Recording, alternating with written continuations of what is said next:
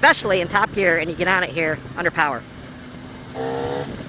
It's a throaty but airy sound at the same time. Alright guys, that's it for this test ride. Hopefully I'm going to do some more here. See what else I got. But, great bike. Not what I'm looking for exactly, but I'm very glad I test rode it. Thanks a lot for watching. Don't forget to subscribe.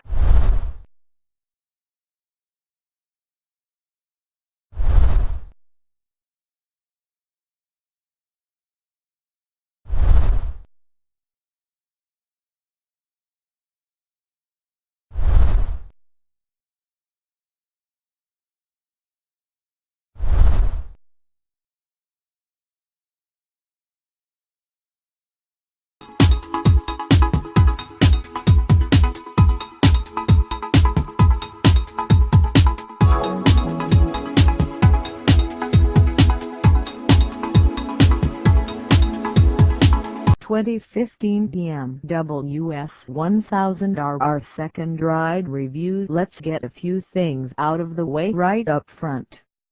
Yes, the new S1000RR is more advanced and powerful than last year's version.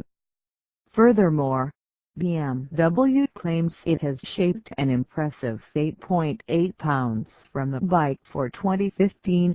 Bringing the upgraded S1000RR's total mass down to a moderate 449.7 pounds. No, that still won't make your commute any shorter.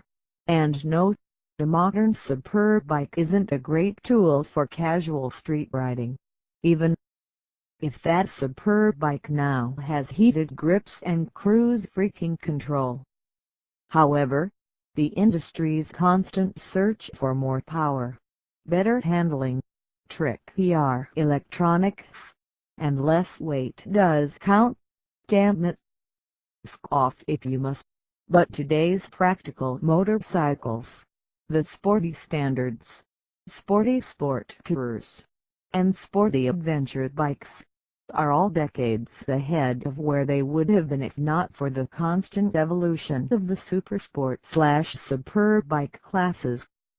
So sure, these racy ones may have morphed far away from practical real-world street considerations, and they surely do suffer for it when not on a racetrack or loosely patrolled stretch of twisties.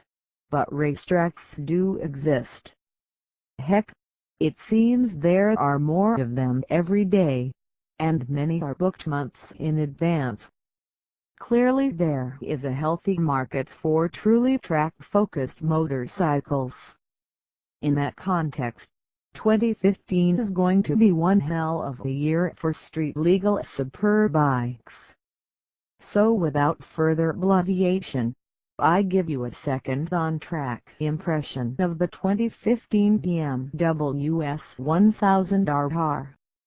If you read this far, then you're probably just the sick sort of degenerate who could tolerate a quick rehashing of the S1000RR's key features and upgrades for 2015. BMW reports the 2015 S1000R isn't just a mild mid-cycle warm-up with new graphics and trick seat foam, saying there is enough new and improved stuff here to almost call it a new motorcycle. The following are highlights cribbed from the BMW's press kit. Increased power output to 199 HP at 13,500 RPM and torque to 83 pounds-feet at 10,500 RPM. Better rideability thanks to increased torque from 5,000 RPM upwards, as well as a more linear curve. A broad plateau of peak torque available from around 9,500 up to 12,000 RPM. Re-engineered cylinder head with new duct geometry, new intake camshaft and even lighter intake valves. New intake system with shorter intake lengths, larger airbox. Reduced weight by 8.8 lbs of 449.7 lbs with a full tank of fuel making allowances for equipment. New exhaust system weighing around 6.6 lbs less without a front silencer.